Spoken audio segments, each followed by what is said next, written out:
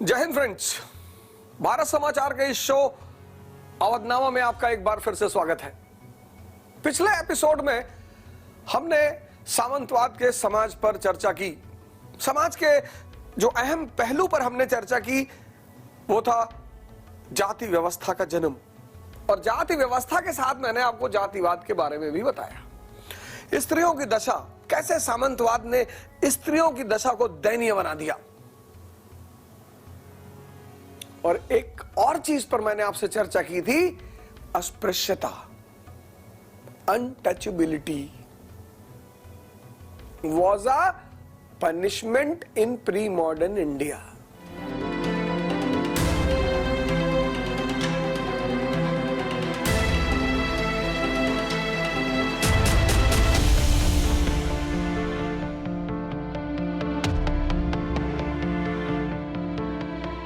आधुनिक पूर्व भारत में अस्पृश्यता दंड की भूमिका अदा करती थी। आपने धार्मिक सिद्धांतों को नहीं माना, आपको दंड दिया जाएगा। आपने राजनीतिक सिद्धांतों को नहीं माना, दंड दिया जाएगा। सामाजिक सिद्धांतों को नहीं माना, दंड दिया जाएगा।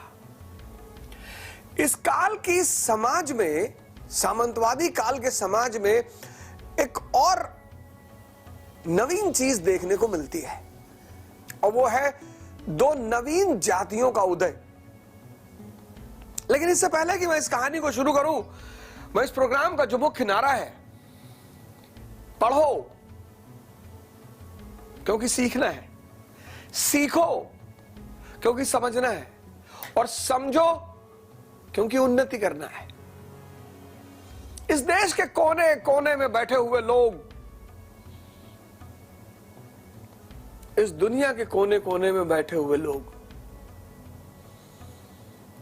बस मेरा एक ही उद्देश्य है कि लोग इस सिद्धांत को समझ जाएं कि पढ़ा किस लिए जाता है, सीखने के लिए। सीखा किस लिए जाता है, समझने के लिए। समझा किस लिए जाता है, उन्नति करने के लिए। इस काल के समाज व्यवस्था में मैंने कहा एक और नवीन घटना है, दो नई जातियों का उदय। कौन सी दो नई जातियां? राजपूत, कायस्थ। राजपूत मूवी बनी है, राजेश खन्ना जी की है, गाना भी उसमें बड़ा प्यारा सा है, मेरे संग संग आया तेरी यादों का मेला। बड़ी ऐतिहासिक कम्युनिटी है राजपूत, बहुत बृहद इतिहास है उसका। मैं चर्चा करूंगा राजपूत काल पर भी और राजपूतों पर भी, लेकिन आज हमारी चर्चा का विषय है कि राजपूत जाति की उत्पत्ति कैसे हुई। राजपूत जाति की उत्पत्ति का सीधा संबंध है सामंतवाद से। हालांकि इसके उत्पत्ति के कई कारण दिखाए गए हैं। कर्नल टॉड का सिद्धांत कि ये जो विदेशी आक्रांता मौर्योत्तर काल में आए, चक, कुषाण, हूण, ये भारत की समाज और संस्कृति में समाहित हो गए, और चूंकि ये योद्धा के रूप में आए थे तो इनसे एक नया वर्ग पैदा हुआ, राजपूत वर्ग। एक जाति की गतिशीलता का सिद्धांत है कि कुछ जातियां नीचे से ऊपर की तरफ मूव करती रही और वो धीरे धीरे शासन सत्ता में आती रही और उन्होंने अपने आप को राजपूत कहना शुरू कर दिया। तीसरा सिद्धांत है धार्मिक सिद्धांत। जो भी चीजें प्री मॉडर्न युग में पैदा हुई, उनको जब तक धार्मिक मान्यता नहीं मिलती थी तब तक वो सामाजिक तौर पर एक्सेप्टेबल नहीं होती थी। क्या था संविधान प्री मॉडर्न वर्ल्ड में? धर्म। तो जब भी कोई चीज पैदा होगी तो उसको धार्मिक मान्यता लेनी ही पड़ेगी। वर्ण व्यवस्था किसकी वजह से पैदा हुई? कृषि अर्थव्यवस्था की शुरुआत की वजह से। लेकिन अब उसको धार्मिक मान्यता देनी है, संविधान की मान्यता दिलानी है, तो फिर पैदा हुआ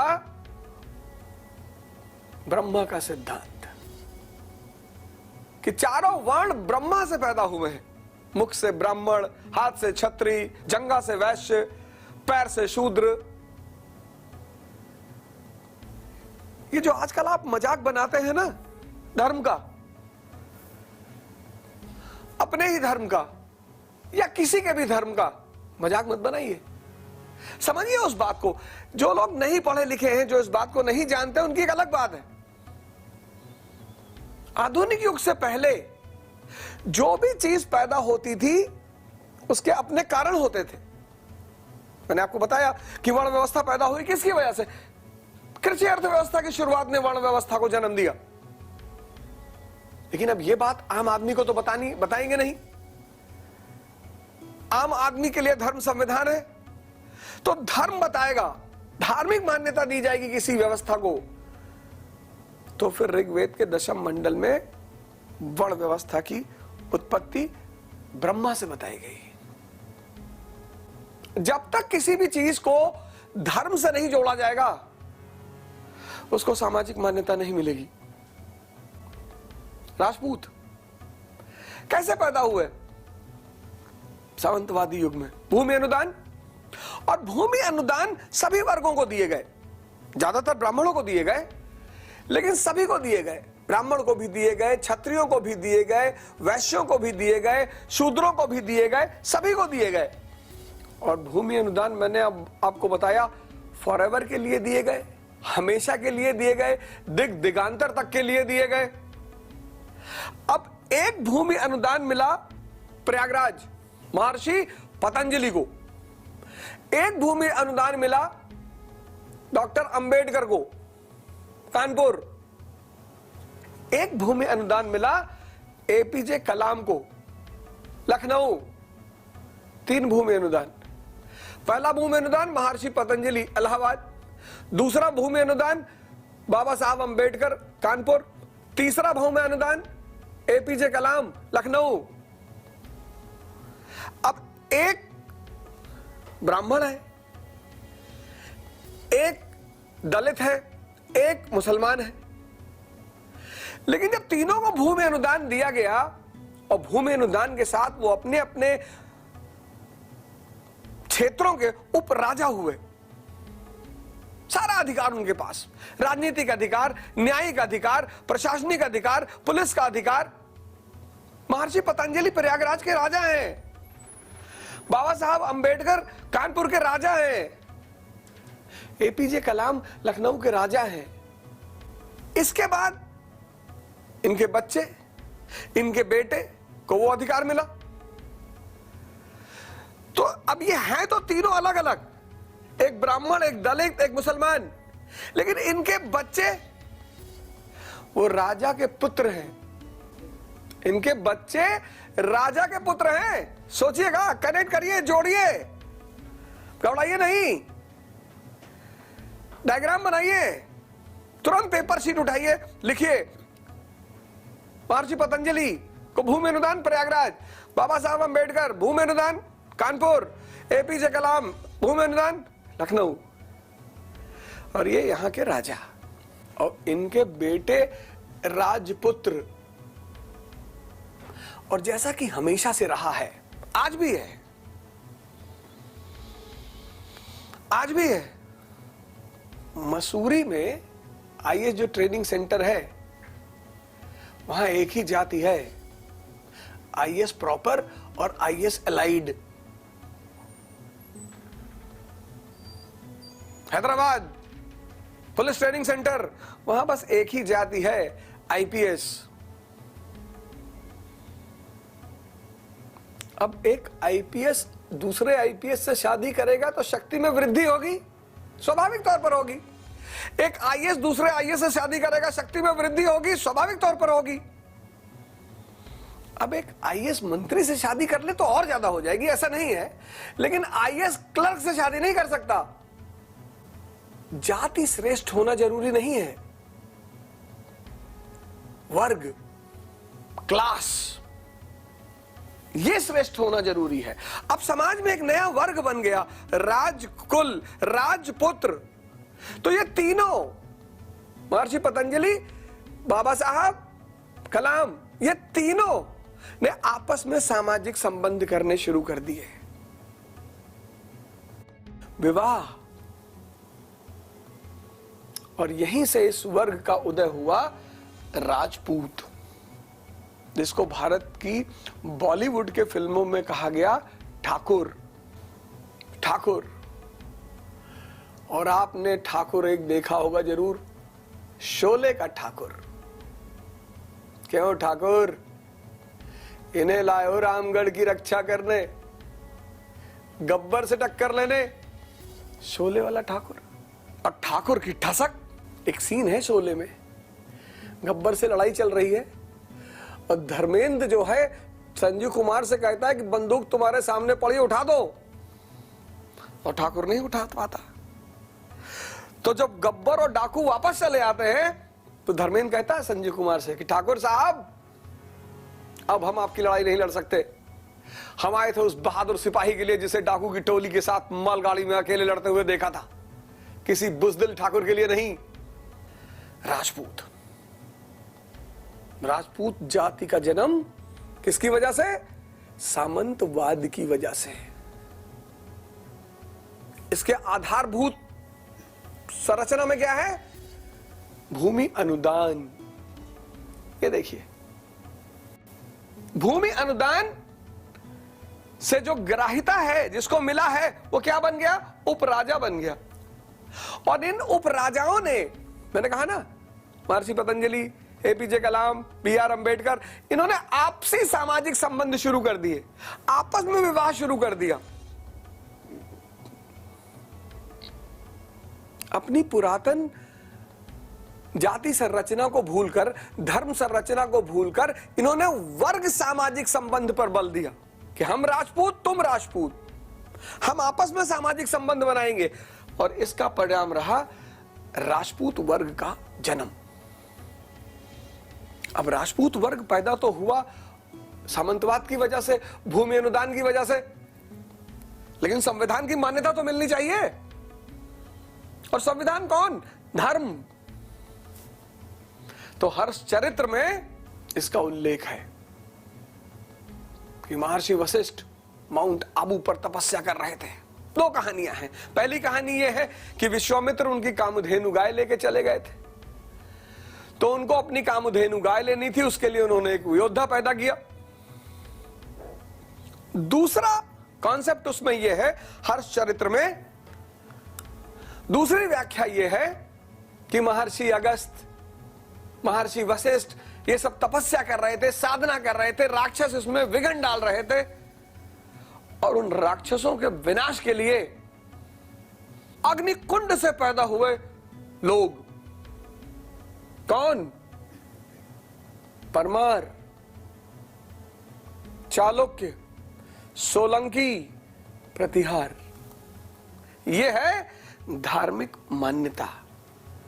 अब सवाल यह हुआ कि इनकी लेगेसी कैसे दिखाई जाए, इनका प्राचीन संबंध कैसे, कि भैया नए लोग नहीं है, बहुत पुराने हैं। तो एक और चीज का जन्म हुआ, चंद्रवंश और सूर्यवंश। महाभारत में उल्लेख है, चंद्रवंशी क्षत्रिय और सूर्यवंशी क्षत्रिय। राजपूत, इस नई जाति का जन्म हुआ। राजपूतों पर मैं चर्चा करूंगा, बड़ा महत्व काल है राजपूत काल। इनकी शौर्य गाथा, इनकी विजय गाथा, इनकी युद्ध करने की क्षमता। आप कहेंगे कोई आज का एग्जाम्पल दे दो। राजा भैया प्रतापगढ़ राजपूत का श्रेष्ठतम उदाहरण। क्या व्यक्तित्व है, क्या बात करने का तरीका है, क्या युद्ध का जज्बा है। एक व्यवस्थित व्यक्ति, संस्कारी, राजा के गुणों वाला, सभ्य, सुशील, लेकिन युद्ध करने को तैयार। राजपूत। राजपूत के साथ साथ ऐसे, जब मैं राजपूत काल आऊंगा, यहां से बाहर निकलूंगा और राजपूत काल पर आऊंगा, क्योंकि राजपूत काल की चर्चा किए बिना मध्यकाल की शुरुआत नहीं होगी।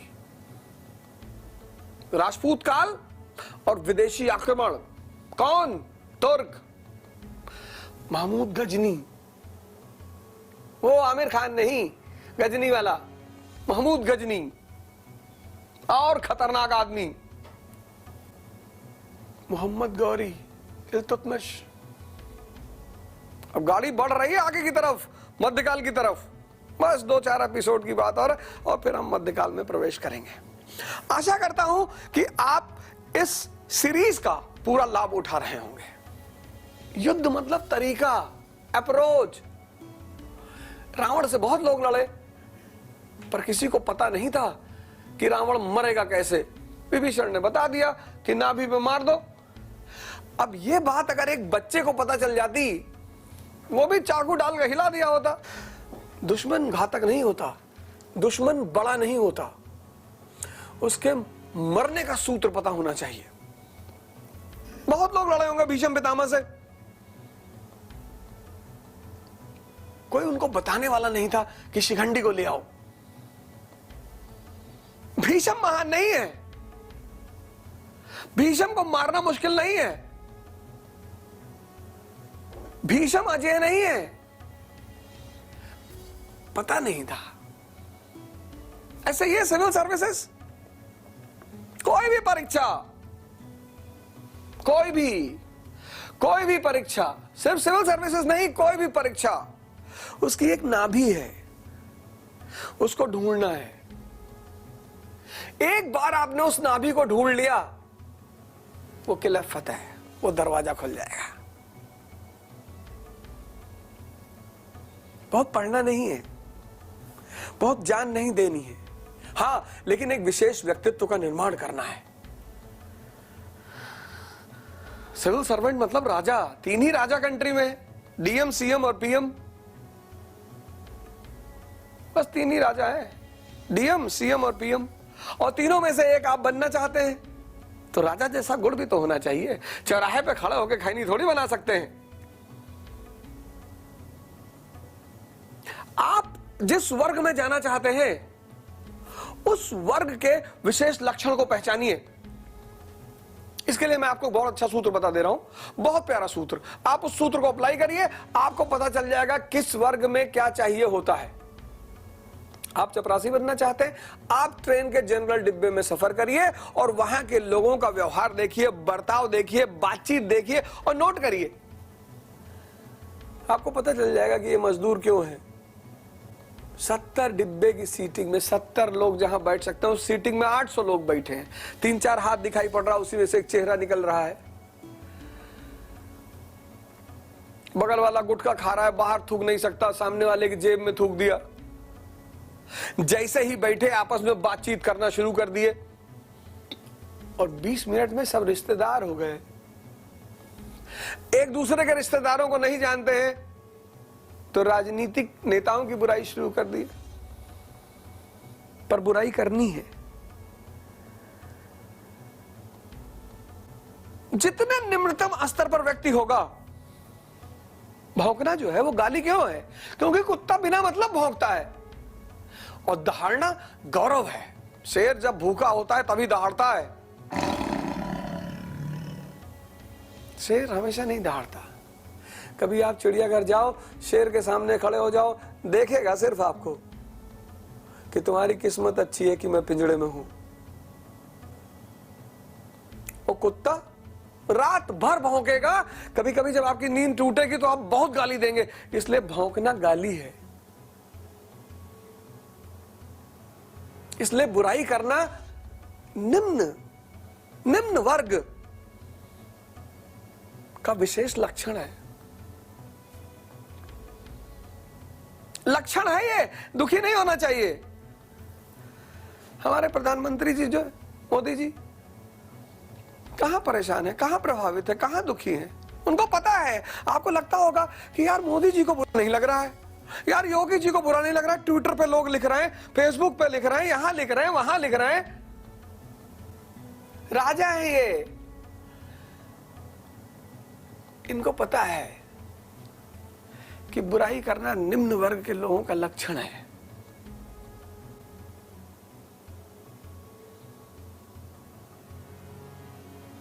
रिश्तेदारी बनाना निम्न वर्ग के लोगों का लक्षण है। शांति से न बैठ पाना निम्न वर्ग के लोगों का लक्षण है।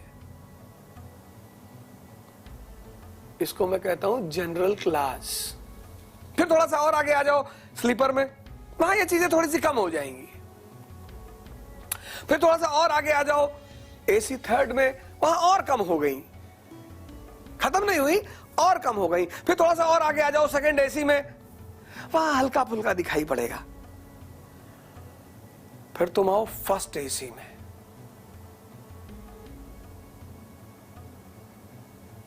सेपरेट सेपरेट कूपा, कोई सामने पड़ गया गलती से देखेगा ही नहीं तुम्हारी तरफ।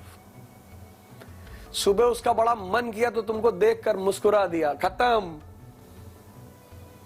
किताब कौन सी पढ़ रहा है? Readers digest, economic times, newspaper, business standard.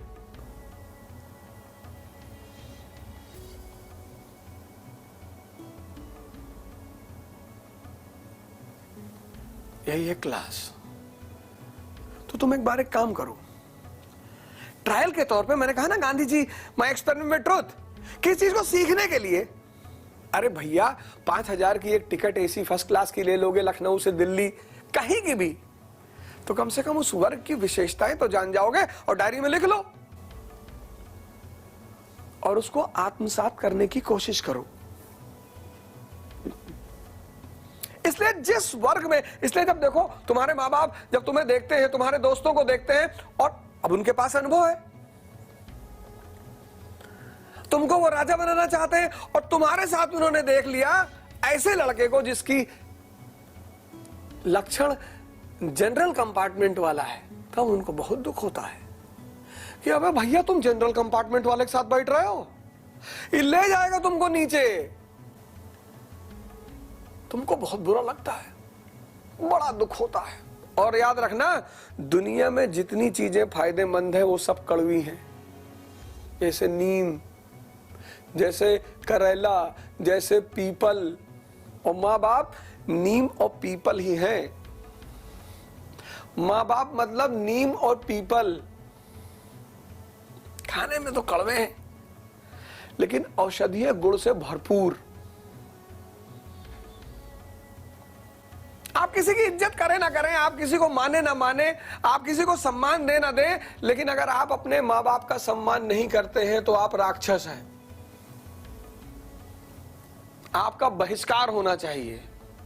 कोई आदमी आपको 10 दिन नहीं खिलाएगा, 10 दिन, और 10 दिन खिलाएगा तो 50 दिन का काम भी लेगा। कभी ट्राई करके देख लेना। लक्षण पैदा करो,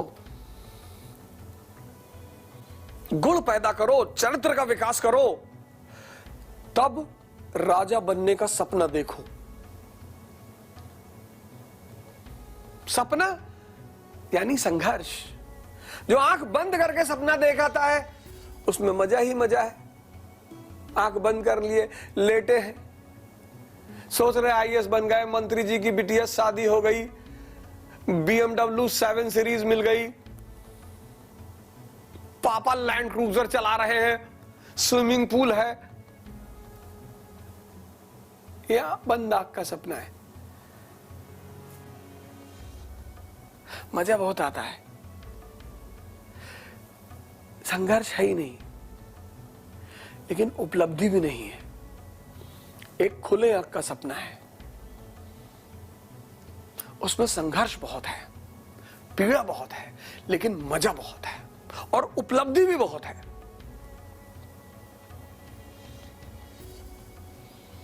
अब कोई ये ना कहे कि भैया, मैं पिछली बार भी कह चुका हूं, मैं फिर से रिपीट कर रहा हूं कि अब कोई ये ना कहे।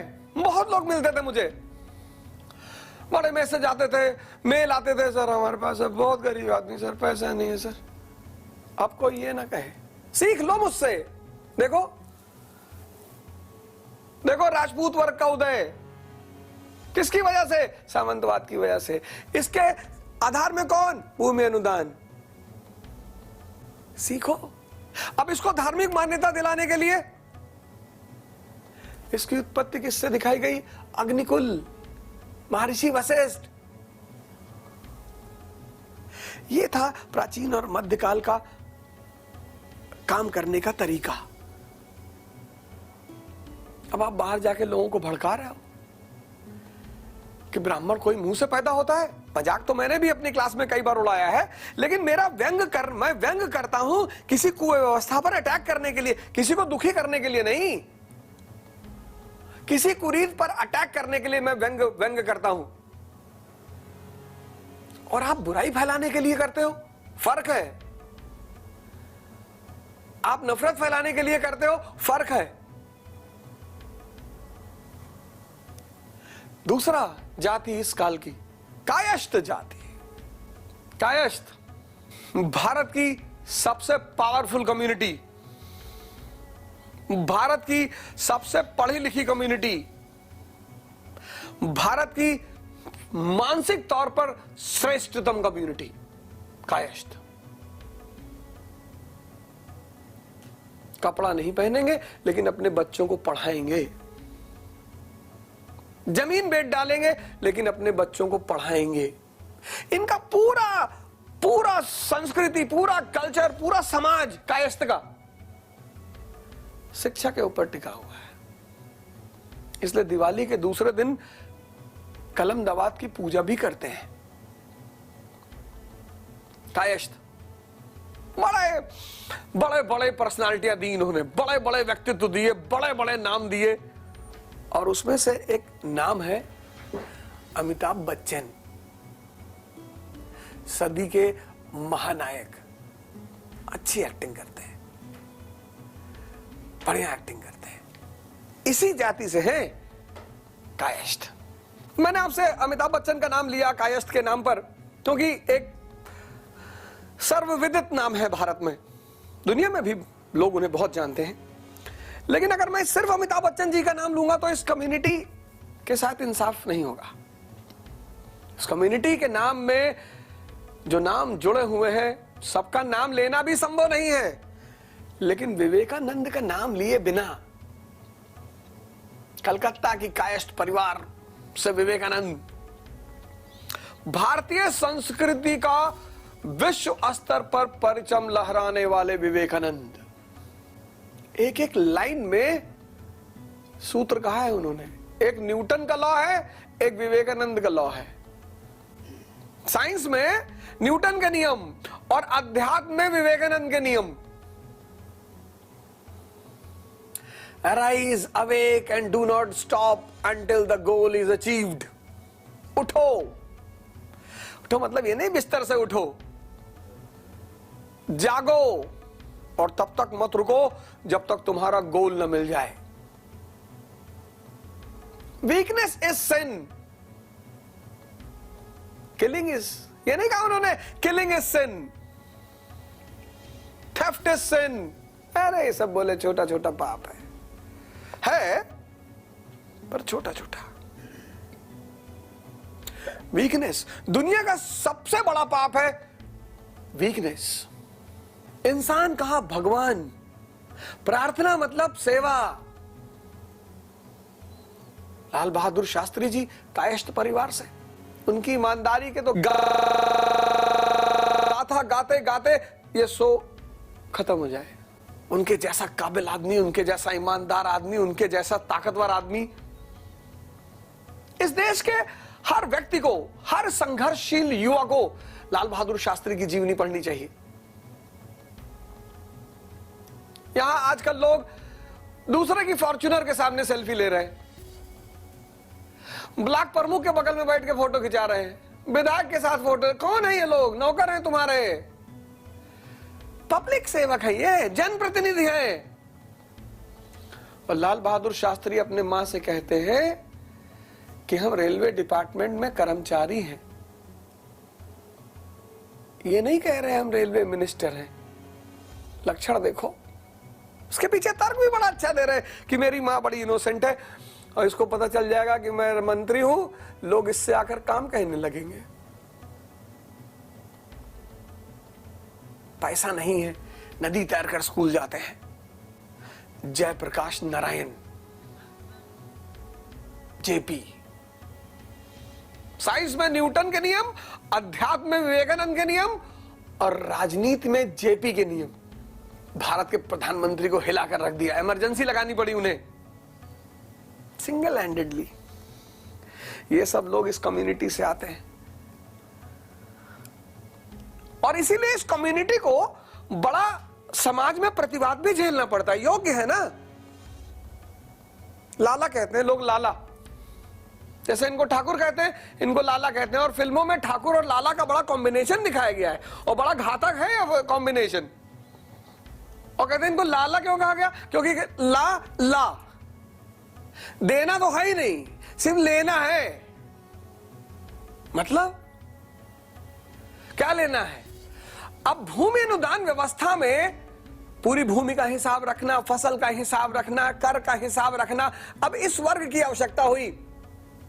और आवश्यकता क्या है? आविष्कार की जननी है भूमि अनुदान। भूमि का हिसाब रखना, किस सामंत के पास कितनी भूमि, उस भूमि में कौन कौन सी फसल का उत्पादन, किस फसल से कितना कर, किस फसल में कितना हिस्सा प्रजा को, कितना राजा को, वगैरह वगैरह सबका हिसाब रखना है। आवश्यकता आविष्कार की जननी है। भूमि अनुदान व्यवस्था ने एक लिपिक वर्ग, एक क्लर्क वर्ग के जन्म की आवश्यकता पैदा की।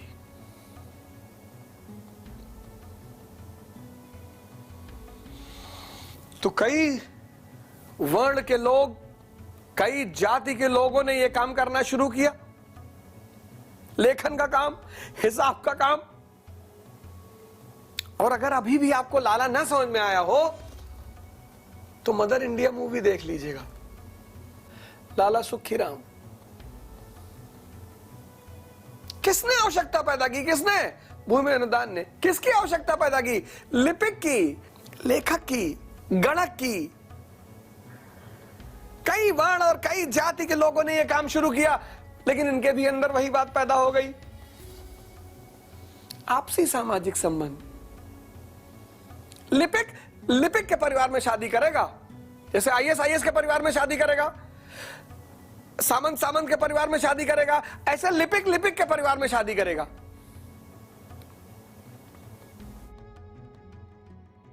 पहली बार कायस्थ का उल्लेख किया है याज्ञवल्क्य स्मृति ने, पहली बार। और कायस्थ जाति के रूप में इसका उल्लेख हुआ है ओसान स्मृति में। बताएंगे स्मृतियां क्या है? बड़ा बाहर आप सुनते होंगे मनुवादी मनुवादी मनुवादी। कोई मनुवादी अनुवादी नहीं है। राजनीतिक करियर शुरुआत करने का सबसे बढ़िया तरीका है कमजोर वर्ग की भावना को भड़काओ, और जब जब सुपरस्टार बन जाओ तो मजबूत वर्ग के साथ जाकर बैठ जाओ।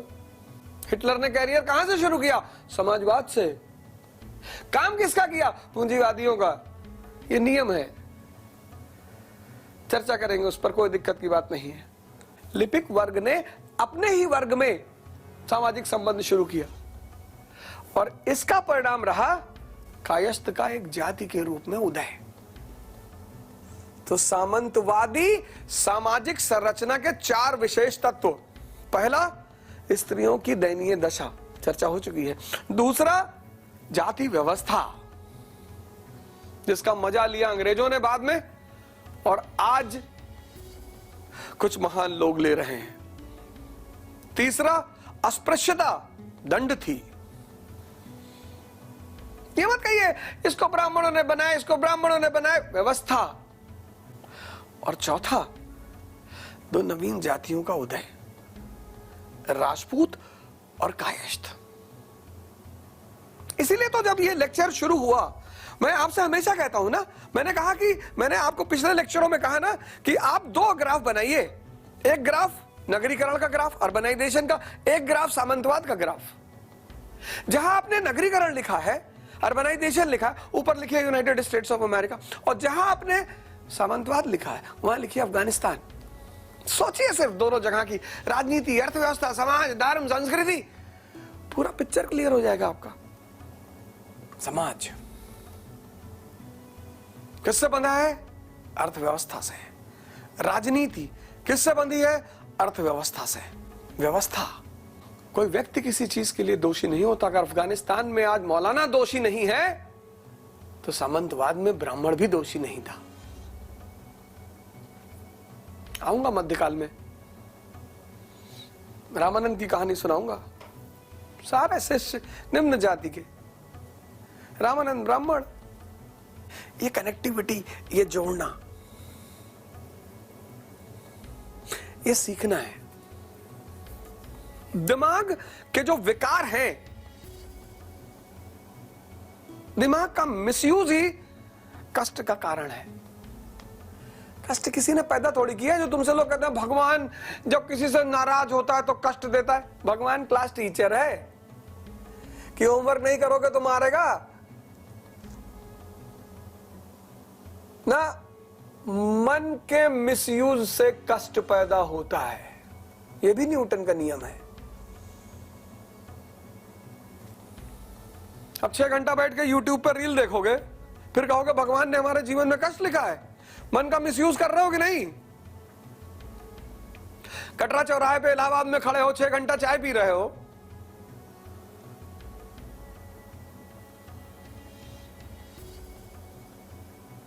डिस्कस कर रहे हो किसके पास कितनी संपत्ति है, किस राजनेता के पास, डिस्कस कर रहे हो किस एक्ट्रेस का किसके साथ अफेयर चल रहा है। ये सब तुम्हारा काम है। कष्ट भगवान ने पैदा नहीं किया, कष्ट शैतान ने पैदा नहीं किया। कष्ट मतलब मन का मिसयूज, और आनंद मतलब मन का सदुपयोग। इसीलिए जो परम आनंद की स्थिति है उसको कहा सदचित आनंद। जिसका चित्त सदुपयोग में लगा हुआ है वही आनंदित है। एक वर्ड का सूत्र है,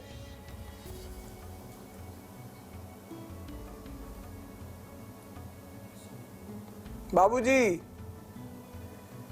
एक वर्ड का सूत्र है।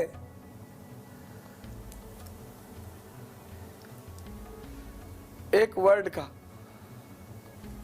पढ़ो, तैयारी करो, परीक्षा दो। कोचिंग की कोई जरूरत नहीं। घर में बैठ के पढ़ो, नोट्स बनाओ, मेल करो, खुद से पढ़ो, खुद से तैयारी करो।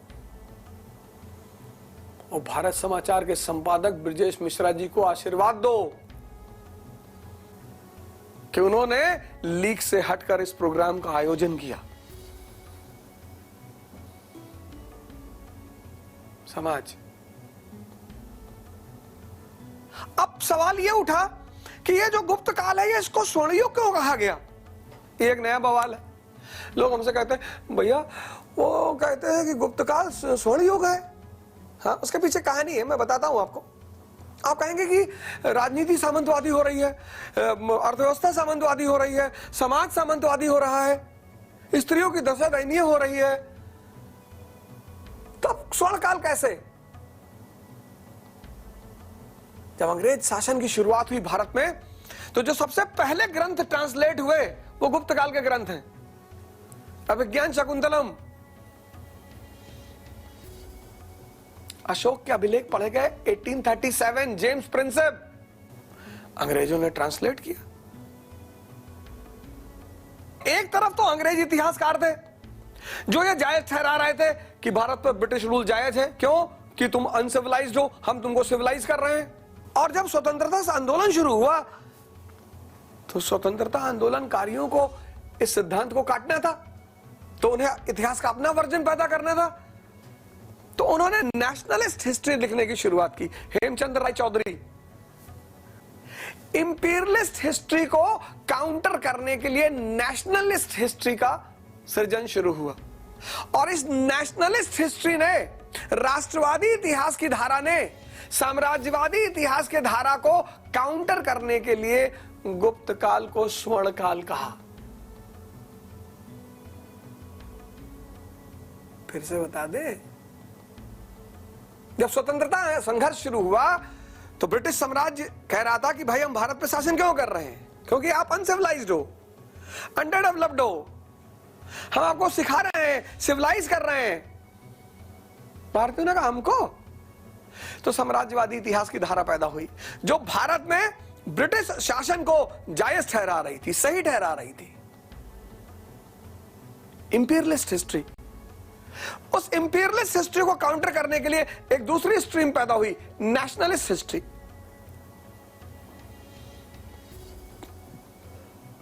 उनके पास पहला सोर्स कौन? गुप्तकाल के सोर्स। उन्होंने उस सोर्स से उठा लिया कि देखो साहब, हमारा समाज ऐसा था, हमारी राजनीति ऐसी थी, हमारी अर्थव्यवस्था ऐसी थी, और तुम क्या सभ्य करोगे हमें? वहीं पर यह बात पैदा हुई, गुप्तकाल भारत का स्वर्णकाल। आज के लिए बस इतना ही। जय हिंद।